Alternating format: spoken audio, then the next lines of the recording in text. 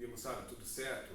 Nessa videoaula a gente vai trabalhar um pouquinho sobre como que a gente calcula o módulo do vetor resultante. Na videoaula passada a gente viu como é que a gente faz para somar vetores geometricamente, mas lá naquela videoaula a gente não teve interesse em saber quanto que vale o vetor resultante. Qual é a sua medida? Como que eu faço para calcular o valor dele?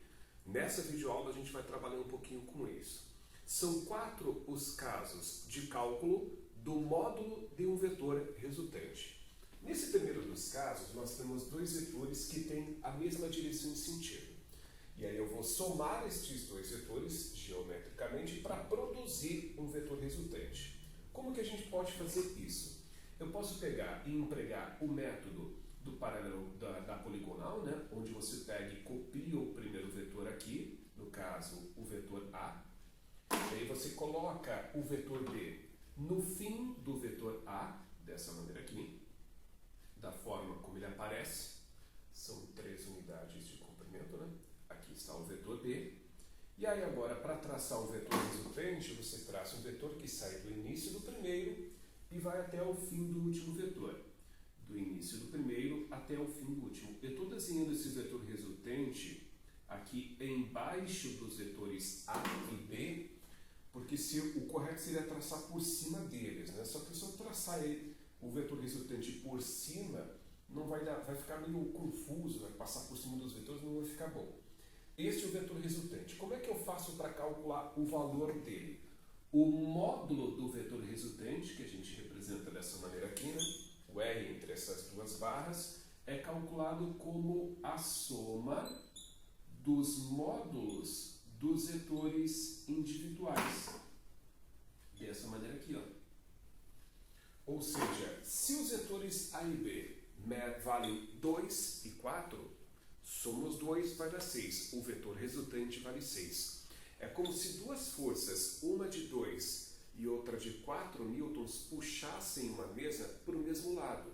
O valor da força resultante seria o equivalente a 6 newtons. Em poucas palavras, quando os dois vetores têm a mesma direção e mesmo sentido, o valor do vetor resultante é a soma dos valores dos vetores individuais.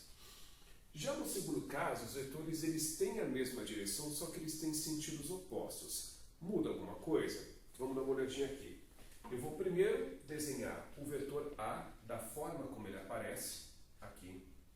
Ele tem 2 unidades de comprimento. E aí eu vou pegar o vetor B e vou desenhar ele a partir do fim do vetor A. O vetor B tem 4 unidades de comprimento.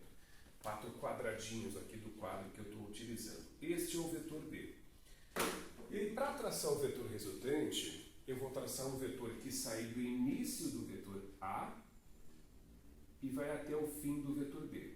Tu traça um vetor que sai do início do primeiro vetor que você desenhou e vai até o fim do último. Este é o vetor resultante. Nesse caso aqui, como é que a gente faria para calcular o valor do vetor resultante? Ora, se quando os vetores têm a mesma direção e sentido você soma, quando eles têm a mesma direção e sentidos opostos você diminui. O valor do vetor resultante vai ser calculado dessa maneira aqui, ó. Você pega o módulo do vetor maior, pega o vetor de maior módulo e diminui do vetor de menor módulo. Nada mais normal do que, se os vetores têm a mesma direção e sentido, você soma. Quando eles têm a mesma direção e sentidos opostos, você diminui. Eu acho que é bem tranquilo, né? Então, empregando o mesmo raciocínio que eu fiz antes, se você pegar um exemplo de uma mesa, se uma pessoa puxar para um lado com uma força de 6 newtons e outra puxar para o lado oposto com uma força de 2 newtons, o resultado dessa operação vai ser uma força de 2 newtons aplicada no sentido da maior força. Ok? Estes dois primeiros casos têm algo em comum. Os dois vetores eles são paralelos entre si. E aqui não só esses vetores, no terceiro caso, não são paralelos, como eles são perpendiculares. Muda alguma coisa? Naturalmente muda. Então, como é que eu vou fazer para primeiro traçar o vetor resultante? eu vou pegar aqui o vetor A, vou desenhar ele aqui. Ele tem 2 unidades de comprimento. E aí aqui eu vou colocar o vetor B e vou desenhar ele no fim do vetor A.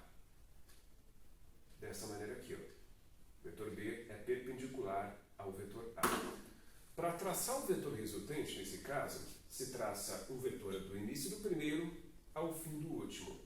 Do início do primeiro ao fim do último vetor. Este é o vetor resultante da operação destes 2 vetores. Vocês percebem que quando eu falo, como os vetores A e B são perpendiculares, ao traçar o vetor resultante, eu tenho a formação de um triângulo retângulo aqui, ó.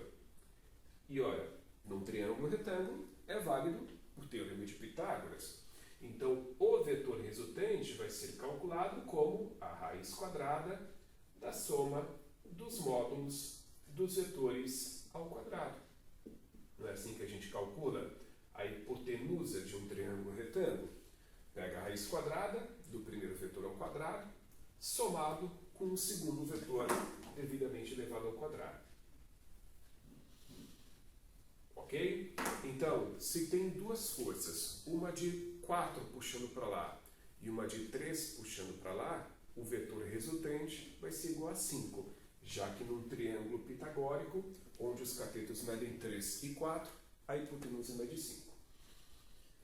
Nesse quarto e último caso, naturalmente ele não se enquadra em nenhum desses 3, né? Senão não seria um quarto caso. Os vetores eles não têm a mesma direção, eles não são paralelos e eles também não são perpendiculares entre si. E aí, para empregar um método diferente de se somar geometricamente esses 2 vetores, eu vou somar esses 2 vetores através da regra do paralelogramo, que é algo que eu não tinha utilizado até então. Funciona assim, ó. Tu pega o vetor A e desenha ele aqui, da forma como ele se apresenta. Tu pega o vetor B e traça ele a partir do início do vetor A, com as mesmas propriedades. Acho que ficou bastante razoável. Agora você vai montar um paralelogramo. Como que funciona? Você vai lá na ponta do vetor B e traça uma linha de mesmo comprimento paralela ao vetor A. E faz a mesma coisa com o vetor A. E aí você forma um polígono de lados paralelos, o famigerado paralelogramo. E aí eu vou traçar o vetor resultante aqui, ó, cortando essa figura ao meio, como eu já tinha explicado na videoaula anterior. Vocês percebem que estes vetores A e B formam entre si aqui um determinado ângulo. Este ângulo aqui, ó. Isso é importante na hora de calcular o módulo do vetor resultante. Porque o módulo do vetor resultante, nesse caso, vai ser calculado assim, ó. Raiz quadrada do módulo do primeiro vetor ao quadrado, mais o módulo do segundo vetor ao quadrado, mais 2 vezes o módulo do primeiro, módulo do segundo, vezes o cosseno do ângulo formado entre estes 2 vetores. Isso que eu coloquei aqui é uma equação que geralmente gera um certo impacto numa primeira olhada. Isso aqui nada mais é do que a lei dos cossenos, tá? Aplicada ao caso dos vetores aqui. Raiz quadrada do primeiro vetor ao quadrado, segundo vetor ao quadrado, mais 2 vezes o primeiro, vezes o segundo, vezes o cosseno do ângulo formado entre as origens destes 2 vetores. Eu confesso que esse quarto caso ele não aparece muito, sabe?